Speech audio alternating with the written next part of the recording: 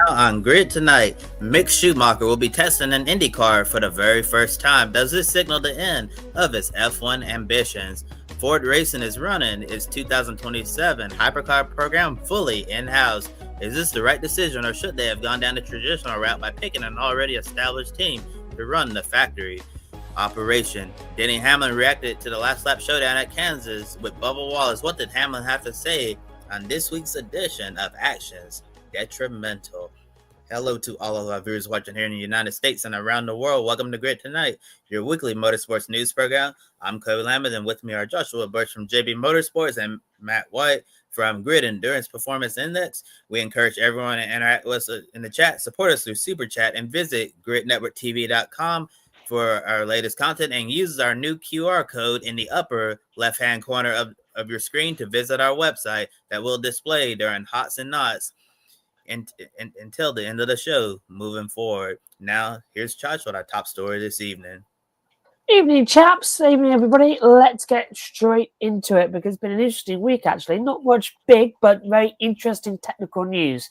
The ex-Formula One driver Mick Schumacher will get to test an IndyCar for the first time later on this month.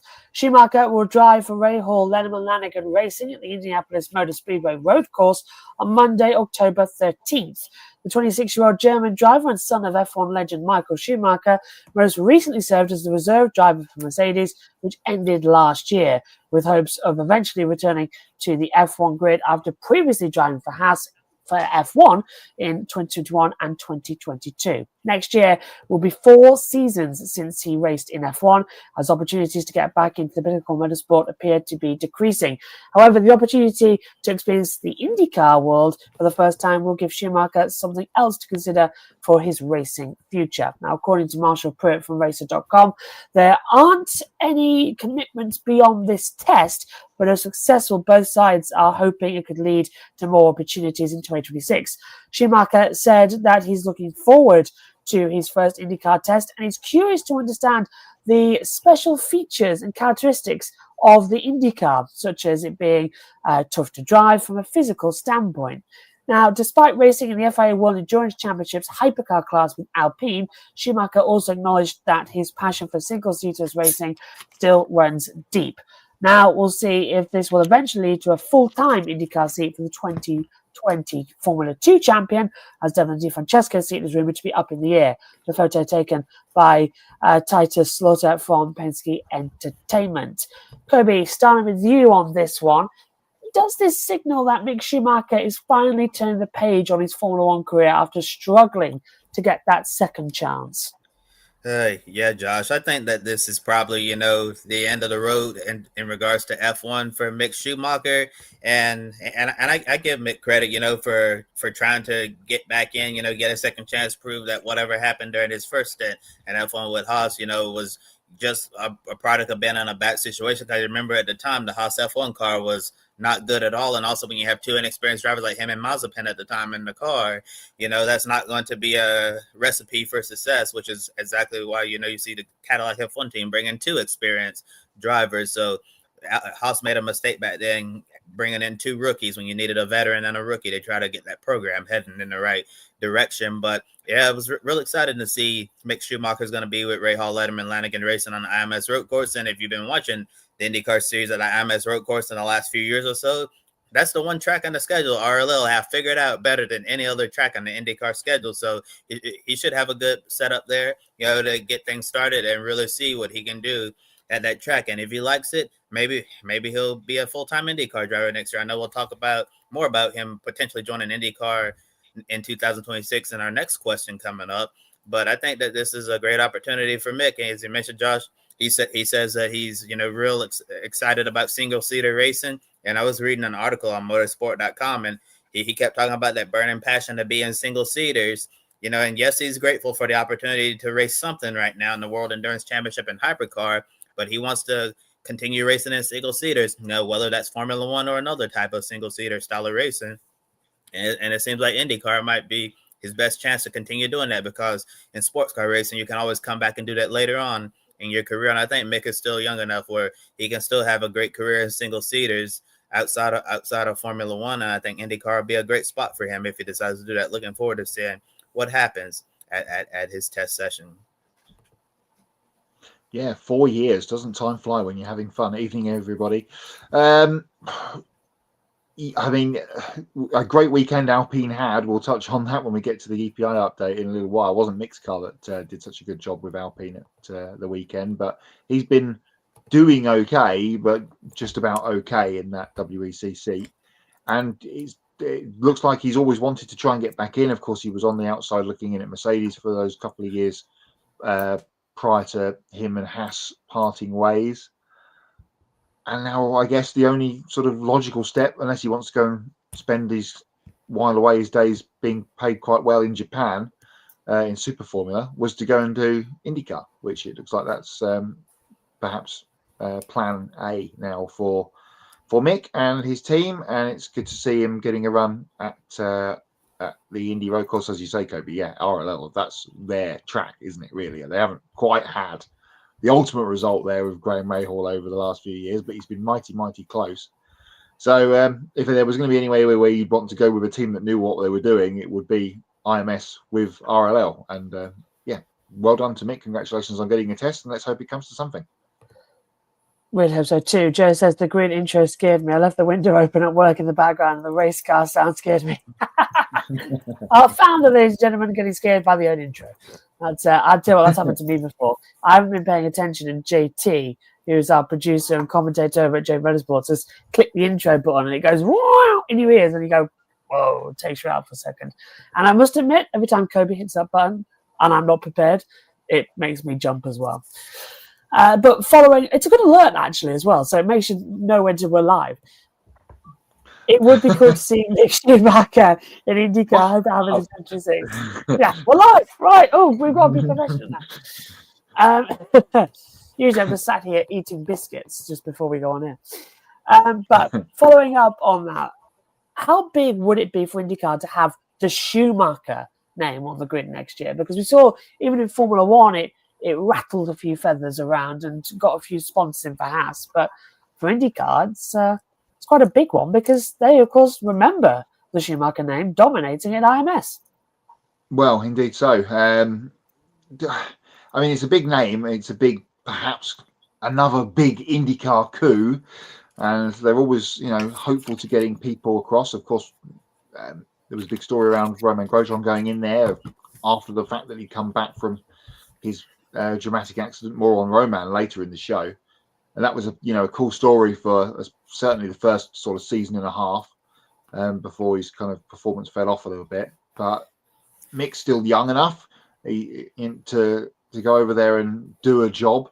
The problem, I think, if he gets the ride, then great, and he'll be good for RLL. They need a bit of an injection down there of something different. But what we've seen from him in all the categories he's been in, F3, F2, and in Formula One, takes some time to warm up to things, especially in F2. He did. And now he'll have to warm up to everything. New car, new track, new team, new setup, new race weekend formats, all of those kind of things. Ovals, of course. I think it will if he gets to the ride and he gets in there, it will take him a long time. Well, not a long time, but it will take him most of, if not all of, the first season to get himself up to the speed of his teammates. But then again, you could say Graham Rahal hasn't really shown so much speed over the last couple of years. And if this comes off, then he'll probably show more speed than Devlin did in that car. So yes, as a headline grabber, it's another good thing for IndyCar. There's been plenty of IndyCar headlines over the last couple of years. A lot of them haven't come off, but this might be the next thing that gets the IndyCar tongues wagging, and it'd be just great to see Mick back in something competitive.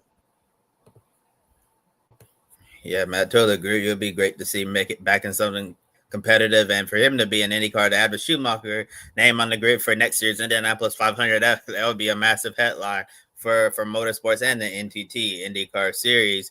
And you brought up a good point about Mick's career, Matt. Whenever I've looked at his stats and all of that, it's kind of odd how Mick, it takes him a while to figure things out. I remember first year in F3, he was average, and then And then boom, second year, he's on top of the world. First year in F2, average. And then second year, 2020, he's the Formula 2 champion, and another driver who was a standout in Formula 2 coming to IndyCar. We've heard that quite a few times before. You had Kristen Lundgaard, Marcus Armstrong, Callum Milot, and those are some of the drivers who have come over from Formula 2 in the last few years and had success in that series and have done a solid job adapting to IndyCar style racing. So I guess if those guys, have done a great job coming from the F2 world, maybe Mick will as well, considering the success he had in his championship winning season in 2020. And you mentioned it, Matt, there's going to be a lot for him to learn, especially the oval racing, which is completely foreign to him right now. And if he does come full time, we'll see how that goes along. Some drivers take to it like a duck takes to water, and others have an extremely difficult time to figure out the ovals. And we already know everything his father, Michael Schumacher, accomplished during his historic Formula One career. It would be great to see a Schumacher come over to the IndyCar series and make a name for himself over here stateside. Moving on to our second story of the evening then. When Ford enters the FIA World Endurance Championships Hypercar class in 2027, its new Blue Oval prototype program will be run in-house by Ford Racing themselves. In a press release, Ford said that the decision to operate this program gives them the ability to react faster on track and enhance their competitiveness, while allowing them to bring technology back to their road cars more effectively and efficiently than ever before. Now, instead of doing the traditional thing by choosing a team to operate the factory operation like they've done in the past, Ford Racing will oversee and manage every aspect of the program led by Dan Sayers. Now, so there won't be a Chip Ganassi Racing, which is trying to get back into prototype racing at some point. Ganassi ran the GT Ford GT program in the past. There also won't be a Multimatic Motorsports, which runs the Ford Mustang GT3 program in IMSA's GTD Pro class, or Team Penske, who are rumoured to be looking for a new manufacturer, which uncertainty surrounding Porsche's futures as well in prototype racing. Now, when Ford joins the WEC calendar grid in 2027, there will be the third manufacturer to run everything in-house, joining the likes of Toyota Gazoo Racing and Peugeot Sport, the graphic here courtesy of Ford Racing. Now, we also got confirmation that BMW M Team WRT will take over BMW's IMSA GTP program from Rahal Letterman Lanigan Racing in 2026. Team WRT plans to be ready for the IMSA sanction test in November, and they're currently establishing a base in Charlotte, North Carolina. In the WEC as well, both Team WRT BMWs have struggled in Hypercar this year, with both entries outside the top 10 in points. Now, in addition, out of the 8 manufacturers, BMW is currently 6th in the Manufacturers' Championship. However, remember, we'll see BMW getting an aero update next season, with hopes that that'll help them close their gap to the front-runner manufacturers. Now, head of BMW M Sport, Andreas Russ, hopes that having BMW's prototype program under a single roof will lead to greater success in both championships. And the graphic courtesy of BMW M Motorsport. Kobe, coming to you on this one. Are you surprised that Ford decided to go down this route? And is it a risk to have Team WRT run BMW's IMSA GTP program, given their struggles in WEC's Hypercar? Yeah, Josh, I'm a little surprised that they decided to run everything in-house under the Ford Racing name. I mean, it's not really a bad thing. I mean, we've seen Toyota Gazoo Racing have a lot of success over the years running this in-house, but we haven't seen them have a lot of success lately in this in this season of racing in the World Endurance Championship, because with Toyota, this past weekend was a 6 hours of Fuji, and I know Mac's going to talk more about that in the Grid EPI update. But Toyota, they were absolutely nowhere this weekend at Fuji, and the worst possible thing that can happen is you go to your home race and you completely throw a goose egg, and that's what Toyota did. They were nowhere with both cars, and I'm sure they felt very embarrassed. But I don't think that is a good or a bad thing. That Ford is going to be running this in-house, because you can see success or you may not see the success, but if I was a betting man before this announcement came out, I probably would have believed that they would have picked a team to run the factory program. There would have been a great reunion with Chip Ganassi Racing after all the success they had with the Ford GT program, or another team you mentioned, Josh, Team Penske as well. There's been a lot of rumors about what could happen, with their Porsche GTP factory program and all of that. And given Penske's, Ford tie up in the NASCAR Cup Series, that would have made sense there. The Multimatic Motorsports done a good job getting the Ford Mustang GT3 program off the ground running here in the IMSA WeatherTech Sports Car Championship stateside. So, yeah, definitely interesting decision on that front. And then in regards to BMW's Team WRT, this team obviously has a great reputation, especially in GT3 racing over the years. I know the prototype racing has, been quite a challenge for them to figure out in the hypercar class. But as you mentioned, Josh, they're running an older spec model of this BMW. So I'm going to assume, given how successful this team has done, in other categories and classes in the past, that it has a lot to do, with this car design. And once they get the update next year, hopefully they'll be a lot closer to the front of the field. But yeah, send both of these entries outside the top 10 in points. And then you look, RLL, they've won this year in IMSA despite announcing that BMW is going to part ways with them after being with them for, many years. Yeah. So I can see how someone could say, like, why are you doing this? Because RLL, they've won races this season and they've been on the podium multiple times. And then Team WRT, they're outside the top 20 in points on the other side of the globe. So I can understand why someone, might be wondering, why are they making this switch when it seems like RLL is finally starting to come up to grips with this prototype. Yeah, it's going to be an interesting program, the Ford program, especially with them bringing it all in-house. And you say Toyota have been kind of the only other team really to do it this way. But look how successful they've been over the last few years. Granted, they didn't have as much competition as we do now in this. People are calling it a golden era. I'm calling it the super platinum era of sports car racing, because everybody is involved and wants to be involved. And Toyota were kind of the only ones holding up the WEC for that little period pre-COVID. But it would have been nice to have Ford back with Ganassi, as you mentioned, Kobe. They were so tied in with the Ford GT, and of course the end or the beginning of the IMSA. When it came back together again, there was Ford power plants in the back of the Grand Am cars as the one they came across in that opening period of it. So that was always a big tie up there.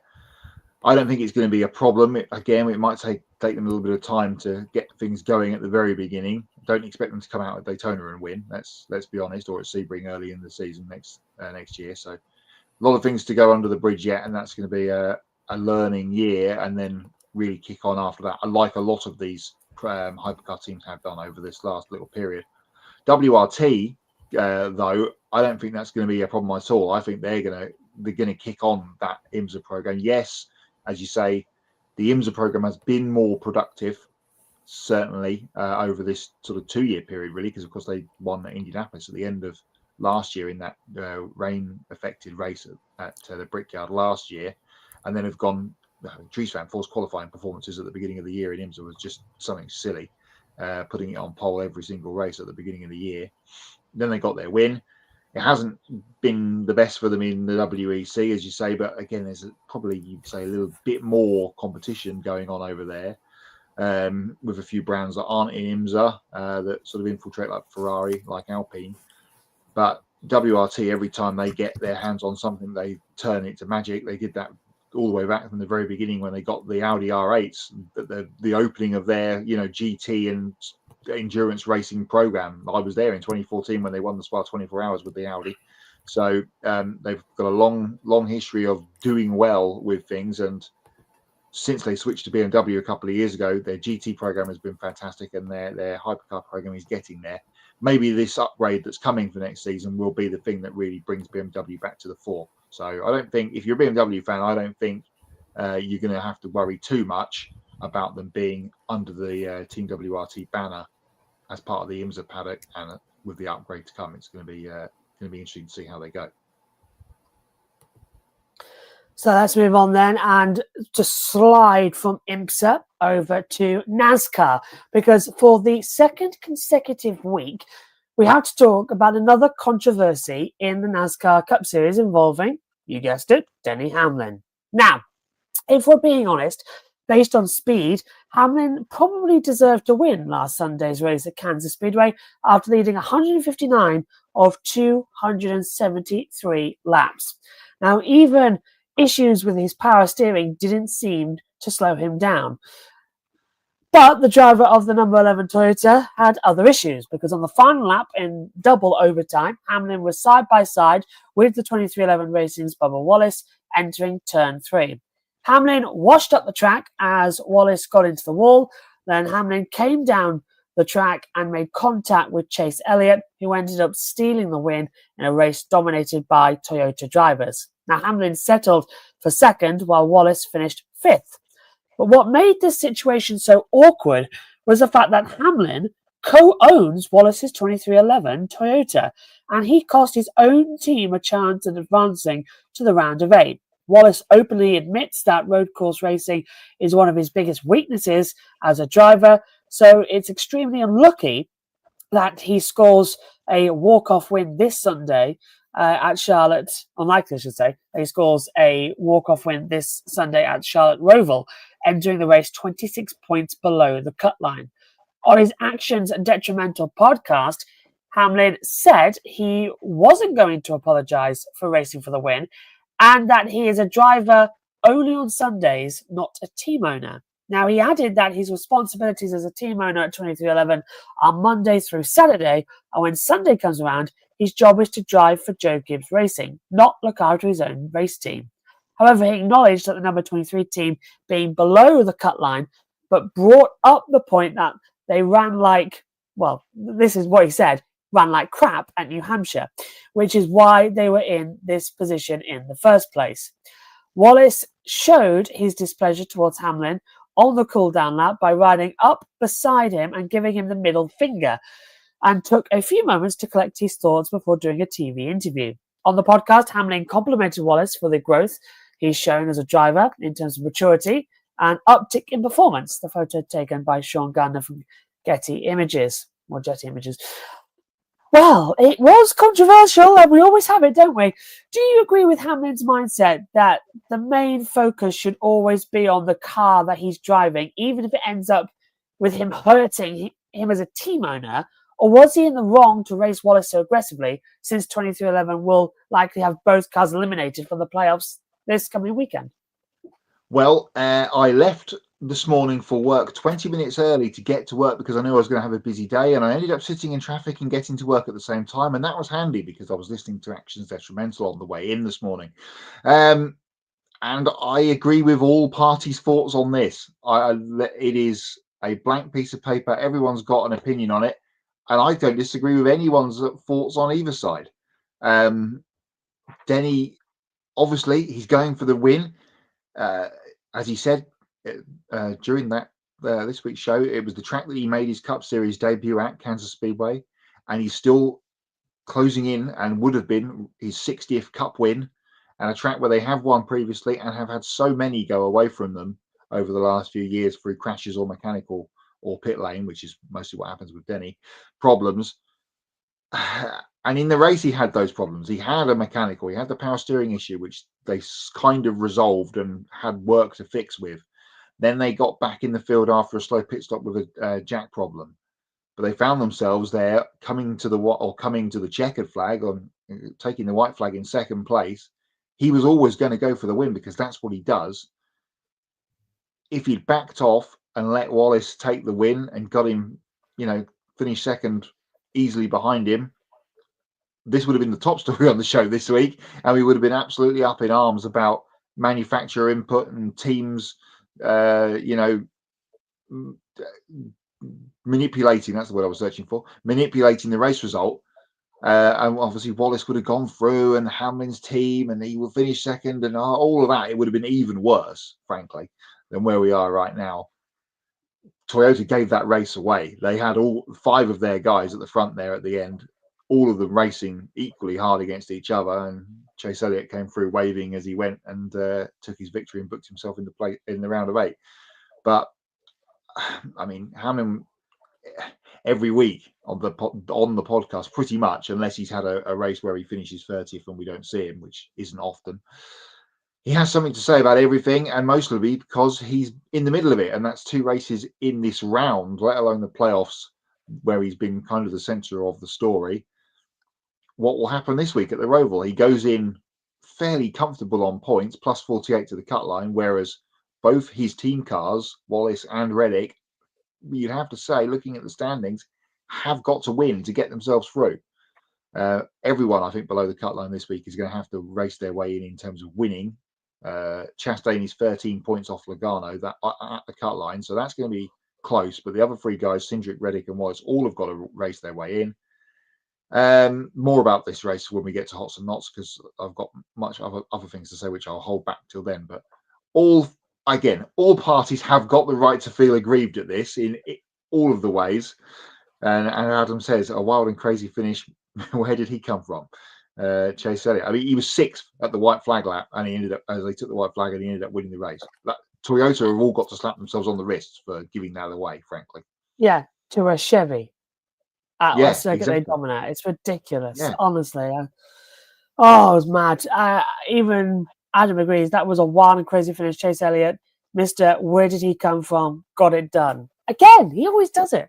We never know where he sees. He's the last lap restarter. But he was trying that on the restarts, wasn't he? Going to the low line throughout the entirety of the race. So he was always up there. So I wasn't too surprised, but it was quite fun. Good ending. Did blow my voice, though, after being muddy after doing the stock racing. Either way, though, it is now time to head over to Matt White for the latest from our Grid EPI update. I hope he's there. Looks like the camera's frozen. Matt, can you hear me? Good start. Good start. EPI update's a bit frozen. So while we thaw Matt out, can you hear me? I can. Do we need to get the... I've got a lamp here. Do we need to thaw you out? Yeah? Thaw you out. 2 seconds, everybody. This is the live thing of live television where we have a few internet issues every now and then with connectivities. But I'll reply actually to that Bubba Wallace statement than what we had before. I think my opinion on that was Hamlin should have been wary, because at the end of the day, it's cost him money and it's cost his team sponsorships. That's my take on it as well, in terms of the fact it's cost money, it's cost time, and it's cost a chance to get his team. Now he's trying to fight, remember, to get the waivers in to go even worse. So yeah, not brilliant at all to come into it. And we'll hopefully in a few seconds time be able to hand over to Matt for the latest of the Grid EPI update. He's just rejoining in, getting all sorted, and then he's back. Hello. Take it away, Matt. Hello. I've had the same issues tonight. That's why we're slightly late on air, so apologies. Over to you, Matt. Yeah, the storm hasn't even got to the UK yet. We're expecting that Friday, so we can't even blame the weather this week. Right, let's get into it then. Grid EPI update from the weekend. A busy one in terms of headlines. We talked about it a little bit over the last couple of weeks. We'll get to it in a minute, the big one of the weekend. The big race of the weekend was, as we talked about earlier on, at Fuji for the World Endurance Championship, and a surprise victory, and the first in the World Endurance Championship for Alpine. A race which had a safety car which fell their way at a very, very opportune time in the second half of the race, led to the win for Paul-Loup Chatin, Charles Malaysia and Ferdinand Habsburg, bringing the 35 car home to take the victory in the hypercar class. The GT category was won by TF Sport in their Corvette. Tom Van Rompuy, Rui Andrade and Charlie Eastwood coming home to take victory there in the bright yellow Vet. Now, the big headline of the weekend was in Germany at the Nordschleife, where a certain world champion was a winner in the Nürburgring Langstrecke Series. That being Mr. Max Verstappen in that Ferrari there. He and his sim racing protege, Chris Lullum, coming home in a dominant fashion on Saturday in the 4-hour race in the NLS to take the victory. in the pro category. So Max 1 for 1 in top class racing at the Nürburgring. It'll be interesting to see if he can come back for the last race of the season. I'll have to check the calendar. I'm not sure if it clashes or not. See if he can pick up another one before the end of the year.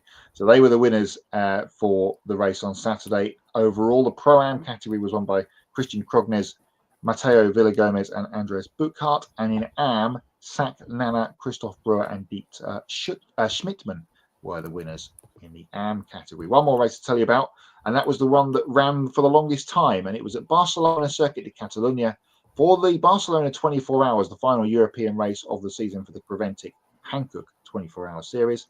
And another surprise winner, and that was Hofer Racing, with Torsten Kratz, Max Partel, Michael Kroll, and Chantel and Alex Prins. Chantel becoming the first female competitor to win a Creventic series overall at the weekend. So congratulations to everyone at Hofer Racing for that dramatic victory in, as you can see, a very dramatic sunset at Barcelona at the weekend. Here's what the point standings look like then after those 3 races at the weekend.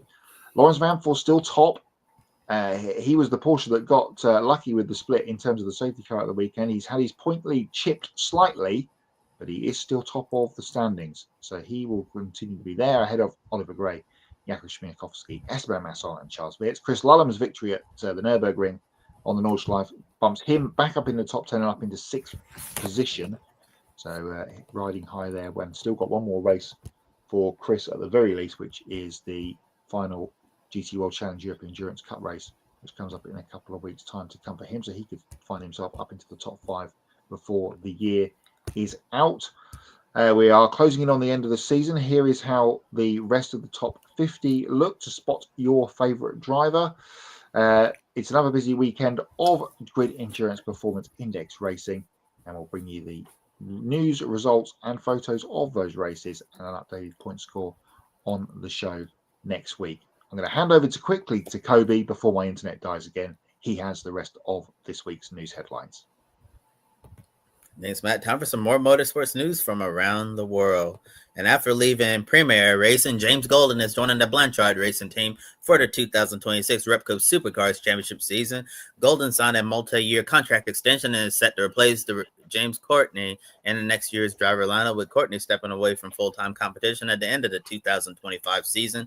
So far, Golden has competed in over 170 Supercars races with a pole and podium on his resume. Golden revealed that he had other options on the table, but felt this was the best one because BRT is a young team with big potential as their ambitions closely aligned with his. Photo courtesy of Blanchard Racing Team.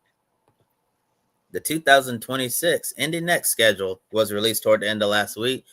After 14 races in 2025, we'll see the schedule grow to 17 races next year, thanks to 3 more doubleheader race weekends, increasing the total to 5 doubleheaders. The 2026 season gets underway on the streets of St. Pete again on March 1st. Then they'll join IndyCar in Dallas for the new Grand Prix of Arlington Street Race on March 15th. Then we'll have the new doubleheader weekend at Barber Motorsports Park on March 28th and 29th before the return of the doubleheader in the month of May at the IMS Road Course. And after having 4 oval races this year, we'll see 3 ovals in 2026 with the return of the Worldwide Technology Raceway at Gateway, Nashville Super Speedway, and the Milwaukee Mile, following the departure of Iowa Speedway. And on June 20th and 21st, the 3rd doubleheader will take place at Road America, followed by the 4th doubleheader at Middle House Sports Car Course on July 4th and 5th. The 5th and final doubleheader weekend of the 2026 Indy Next season will take place at WeatherTech Raceway Laguna Seca on September 5th and 6th to conclude the year. Penske Entertainment CEO and President Mark Miles said additional doubleheaders at fan-favorite events will add to the challenge of winning the title, graphic courtesy of Penske Entertainment. Colic Racing promoted team president Chris Rice to CEO. Rice has been with Colic since the team was founded in 2016 and has worked his way up to play an even bigger role with the organization. He was credited by Colic for helping get the deal done to fill the Ram program next year in the NASCAR Craftsman Truck Series. Team owner Matt Collins said Rice is the real deal because his journey from pit road to president and now CEO reflects his hard work, dedication, and passion that defined this sport. Rice said he's incredibly grateful for Matt Collins trusting him, and with the addition of the Ram program in the Truck Series and the opportunity to continue growing in 2026, the team's future has never been brighter. Photo courtesy of Colic Racing. Jaguar TCS Racing hired Ian James as the new team principal in the ABB FIA Formula E World Championship. James replaces James Barkley as the new team leader at Jaguar and stays in Formula E after previously serving as McLaren's team principal as the proprietor and left the electric racing series after season 11. He officially starts work at Jaguar today and brings a lot of success with 2 drivers and 2 teams world championships from his tenure with Mercedes. And he'll also serve as the managing director of JLR Motorsport. James said he's incredibly proud to be joining Jaguar and been able to fight for on-track success while pioneering EV development. Photo courtesy of Jaguar TCS Racing. And for the first time since his horrifying accident during the 2020 Bahrain Grand Prix, Roman Grosjean returned to the wheel of a Formula One car at Mugello. In a reunion, he returned to his old Haas F1 team to participate in a TPC session in Italy. Grosjean finished 12th during the Tuscan Grand Prix at Mugello back in 2020. And during his test session, Grosjean was joined by many people who previously worked with him in his tenure as a Haas F1 driver. Team principal Yao Komatsu was Grosjean's engineer when they were at Lotus, and Komatsu followed Grosjean to Haas in 2016. Another former engineer of Grosjean's, Dominic Haynes, was also present at the test, including his former longtime race mechanic Ian Staniforth and many others who worked with the Frenchman during his 98 Grand Prix starts with Haas F1. Grosjean thanked team owner Gene Haas and team principal Komatsu for making this happen with his old team to reminisce about the old days and finally get to wear the specially designed helmet from his kids that was meant for his final scheduled F1 race at the 2020 Abu Dhabi Grand Prix. And on a separate note, IndyCar on Fox and F1 TV broadcaster James Hinchcliffe got to drive an F1 car for the very first time. Hinchcliffe tested the Haas F1 car for an F1 TV feature that was filmed and that set to air during the United States Grand Prix weekend at Circuit of the Americas later this month. Both photos courtesy of Haas F1. The first entry for the 2026 Bathurst 12-hour was unveiled. Scott Taylor Motorsport is bringing its Mercedes-AMG GT3 back to Mount Panorama on February 15, 2026, and an all-star driver lineup set to feature 3 supercars drivers. Tickford Racing regulars Cam Waters and Thomas Randall return for the 3rd consecutive year. Fellow supercars competitor Chaz Mostert will complete the lineup. Mostert said more international teams and superstar drivers from around the world are traveling to Australia for this 12-hour endurance race, and he feels like that this is one of his best opportunities to get the overall win for Team Supercars here. Photo courtesy of the Bathurst 12-hour. And Super Formula driver Kaku Ota tested in IndyCar today at Mid-Ohio Sports Car Course with Meyer Shank Racing. The 26-year-old Japanese driver is backed by Honda and is currently having a strong season in Super Formula with 3 wins and 4 podiums in Japan. And in addition to his Super Formula program, Ota got to run 3 IMSA Michelin Endurance Cup races at Daytona, Daytona, Watkins Glen, and Indianapolis with Meyer Shank's Acura GTP program. And in past interviews, Ota has made it no secret that he'd ultimately like to compete in the NTT IndyCar Series someday. Ota thanked team co-owner Michael Shank for the opportunity and couldn't wait to see how the IndyCar compares to his day job in the Super Formula car. And Meyer Shank also revealed his driver lineup for next weekend's IMSA season finale, Motul Petit Le Mans at Michelin Raceway Road, Atlanta. 6-time IndyCar champion Scott Dixon will join Tom Blomqvist and Colin Brown in the number 60 Acura. And what might have been a surprise to some, they've chosen Tristan Vautier to get behind the wheel of the number 93 Acura alongside regulars Ringer Van der Zandt and Nick Yellerly. Photo and graphic courtesy of Meyer Shank Racing.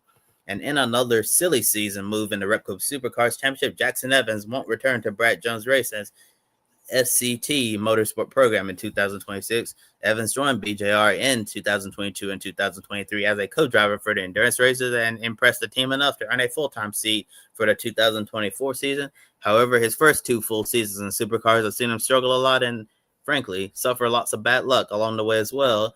Now the highly touted 29-year-old Kiwi driver who made his name with Porsche and sports car racing is on the hunt for his next adventure. Evans said he's extremely thankful to SCT Logistics and thanked the Smith family for the opportunity to be a full-time supercars driver. Photo courtesy of Supercars.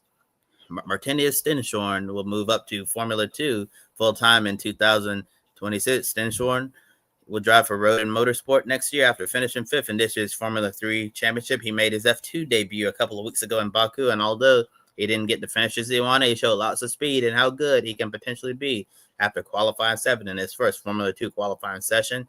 Sporting director Ben Hunenford said F2 was a big challenge, but he's confident that Stenshorn can adapt quickly and deliver strong results, especially after the potential shown in Baku. Graphic courtesy of Formula 2. And on last week's show, we discussed Trackhouse Racing hiring crew chief Randall Burnett to guide Connor Zillers during his first full season in the NASCAR Cup Series. And with Burnett off the Trackhouse, it means Kyle Busch will have a new crew chief leading his number 8 team in 2026. And earlier today, in a statement, RCR announced that Randall Burnett is out as Kyle Busch's crew chief, effective immediately, but he'll stay with the team in a support role through the end of the 2025 season.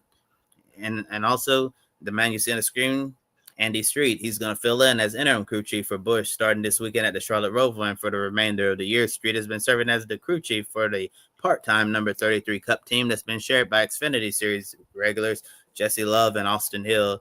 Graphic courtesy of Richard Childress Racing. And before we end our news segment, Grid Network wants to extend our deepest condolences to 7-time Formula One world champion Lewis Hamilton for the loss of his beloved bulldog Roscoe. And on his Instagram page, Hamilton posted a lengthy statement saying that after 4 days on life support and fighting with every bit of strength following another battle with pneumonia, he had to make the difficult decision to say goodbye to Roscoe, who died in the arms of the Ferrari F1 driver. Hamilton said bringing Roscoe into his life was one of the best decisions he made because he got to love so deeply and feel the love in return. Roscoe was a common sight inside the F1 paddock, and it'll feel weird not seeing him with Hamilton anymore. And Hamilton said that after having to decide on putting his dog to sleep, he feels a deep connection to everyone out there who has gone through the loss of a beloved pet. Most of us who've had a pet understand what he's talking about, that they're not just a pet, that they're family as well. And we sincerely hope that this weekend's Singapore Grand Prix will be a welcome distraction for Lewis Hamilton during this difficult time. Rest in peace, Roscoe.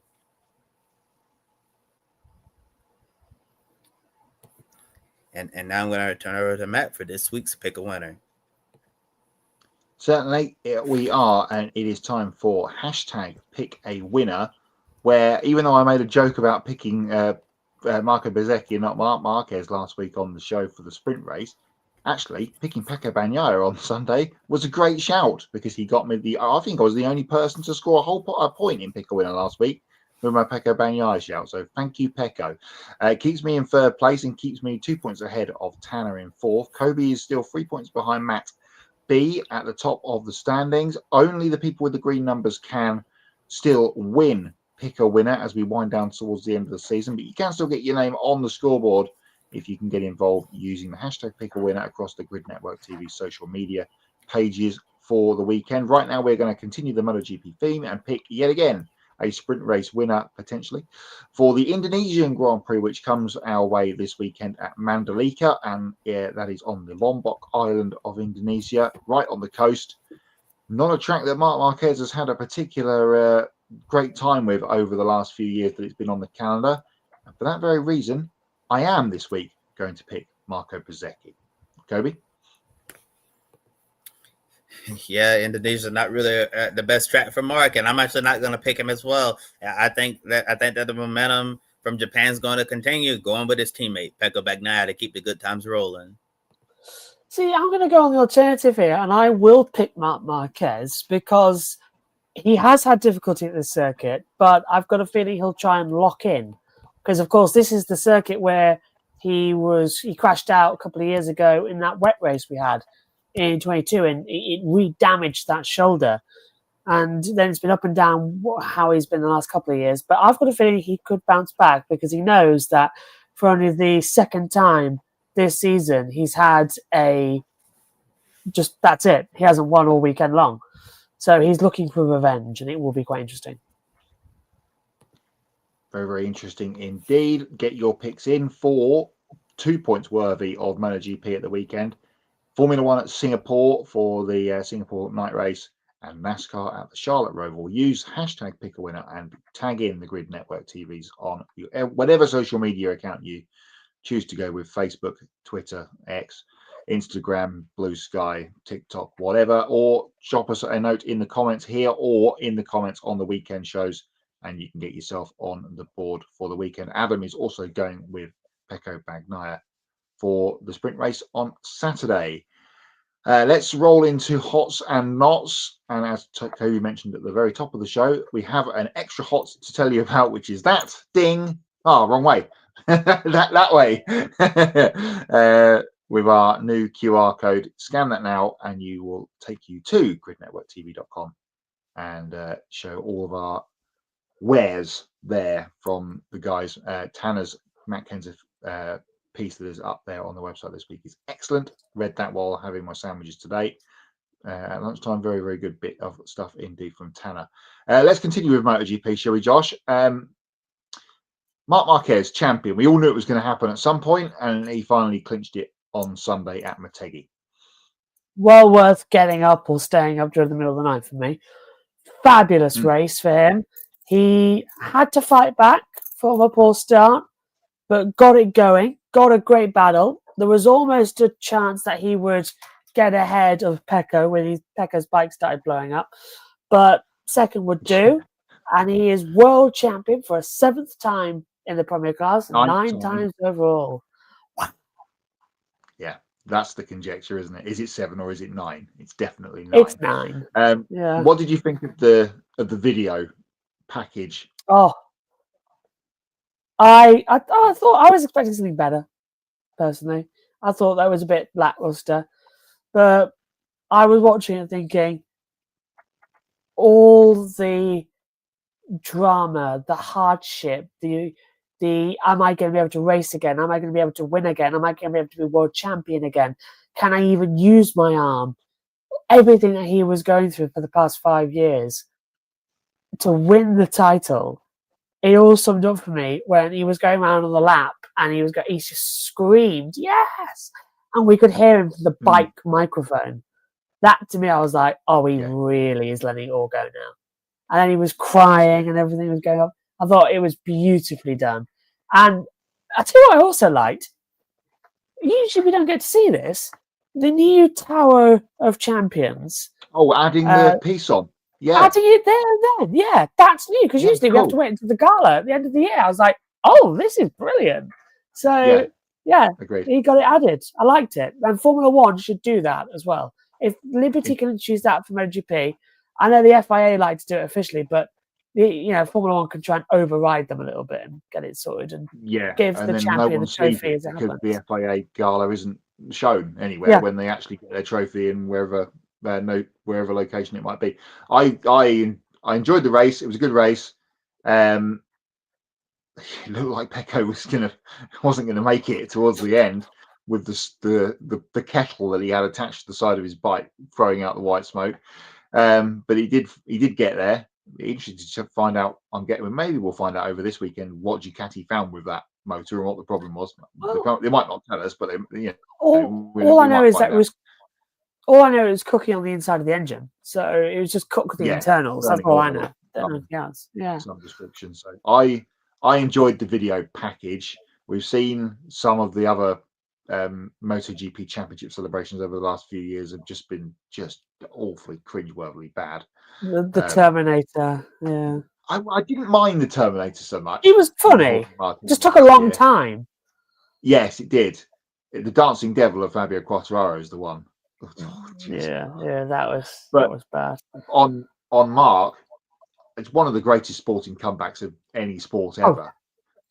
You think back to that was the first MotoGP, like 2019, blitzed them, absolutely destroyed everybody on that Honda, and then the first weekend of 2020 after the COVID break, they go to the Jerez, and his arm ends up in the wrong position at the wrong angle after that awful accident, and everything he's had to go through from that, and the double vision and concussion stuff as well. Yeah, I forgot about that. I thought it was.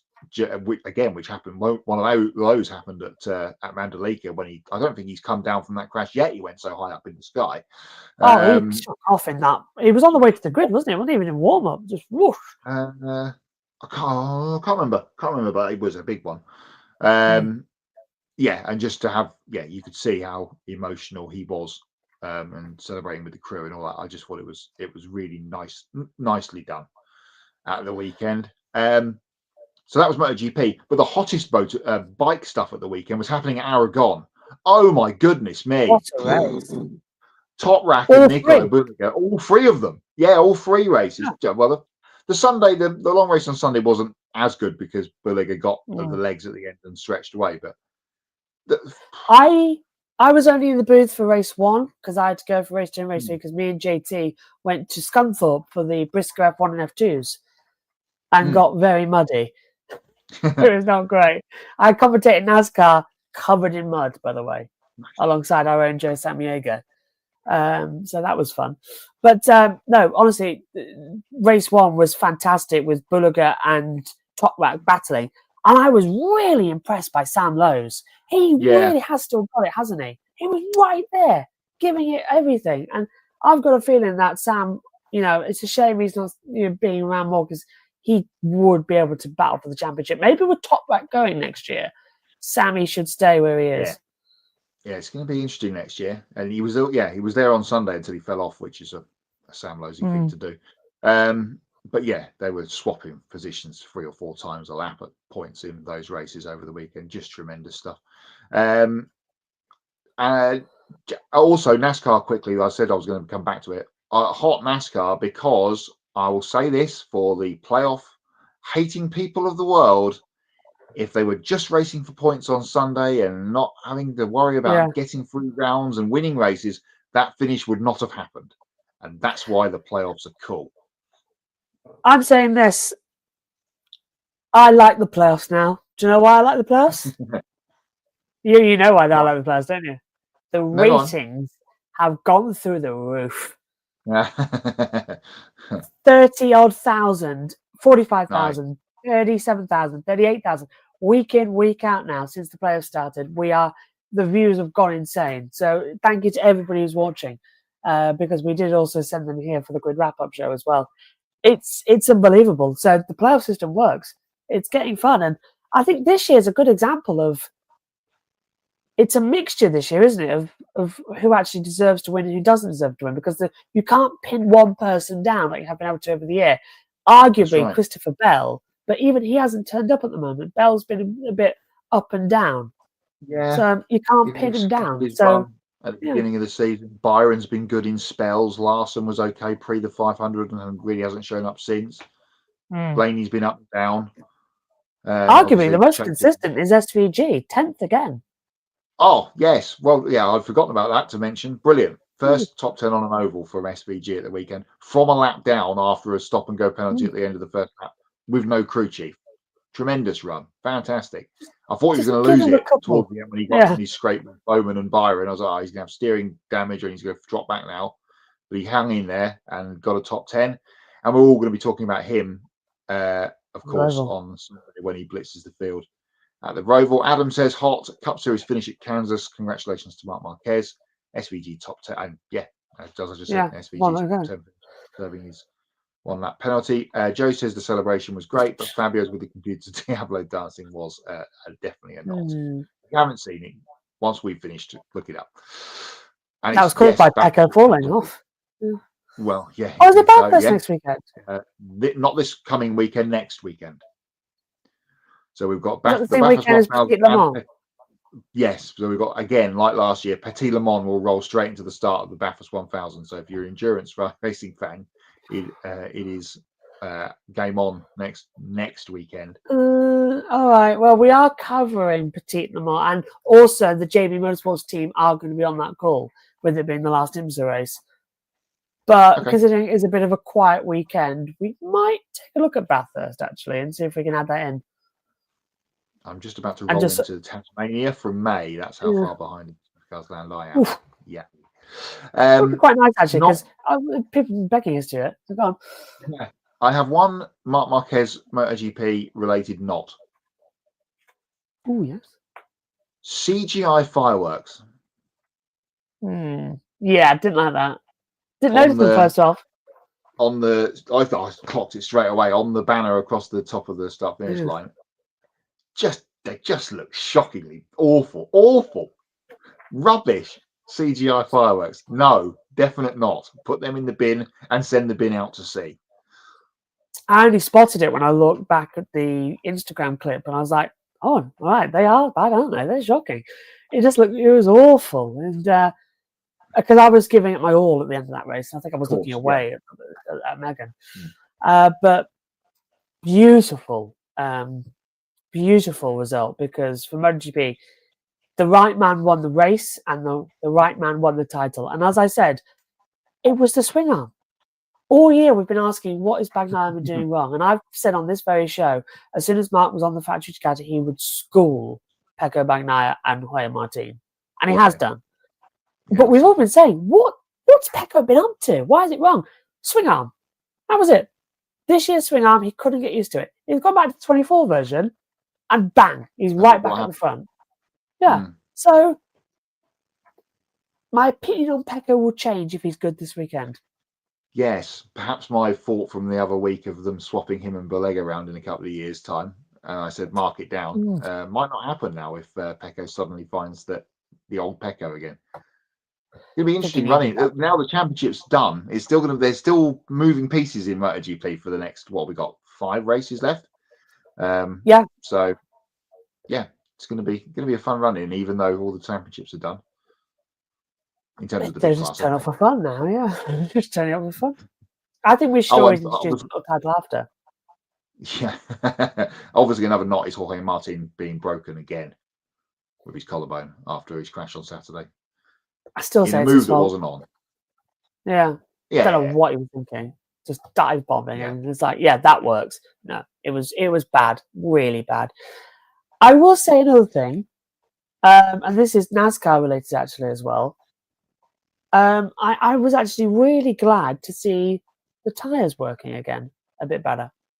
It was a bit of an entertaining race. Those pit stops were quite good in green flag run.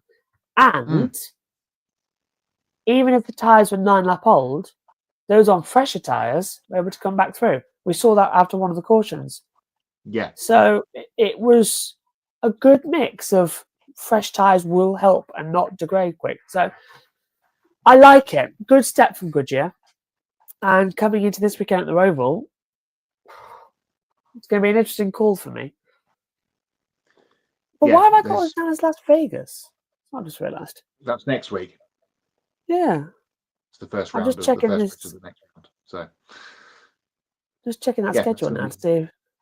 Going to be interesting. The next all of the end of NASCAR is going to be very, very good over the next few weeks. But it's certainly going to be all about Connor Zilic and SVG this weekend. And Connor's in the truck race on Friday, which is at 3:30 in the afternoon on a Friday.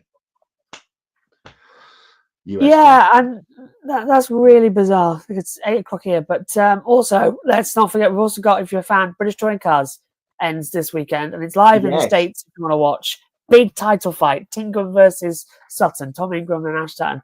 It's Ingram's, really, isn't it? It's his to lose. Yeah, we said that, didn't we, the other week? He's got 8 fingers on the trophy. He just needs to get round for the weekend and not have too many issues. 35 points, something like that? Yeah. Off the top of my head. You can do it race. Oh, I hope talking of NASCAR-related things, news today, which is also hot. Nick Tandy is going to be in the mini challenge races in a Napa-sponsored mini at Brands Hatch next weekend, which is excellent. Well, this weekend, sorry. Love Nick Tandy. Yeah, always good. Will be, I'm sure, winning by a long way.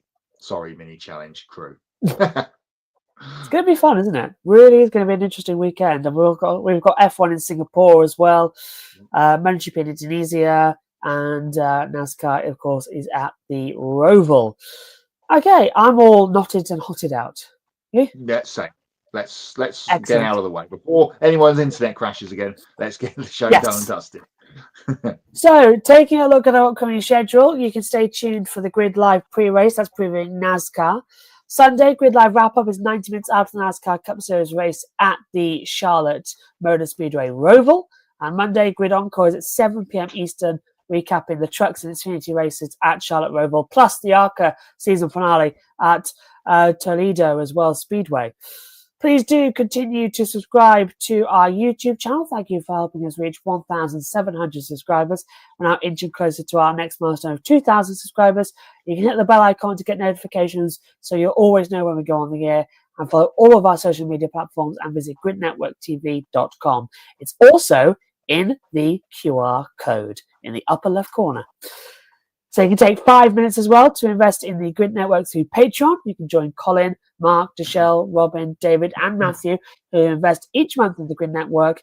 And once we hit $500 per month, we can afford to send our team to the track more often and continue growing our media outlet. You can link all of that in the media description below. And if you want to make a one-time donation, you can click on the Buy Me a Coffee link, get your name on the board, and invest as much as you want, and consider buying a specific on-air personality a cup of coffee, and they'll thank you on the air. So for Kobe Lambeth and Matt White from the Grid Endurance Performance Index, I'm Joshua Birch from JB Motorsports. Thank you very much for watching. We'll see you next time. Good night.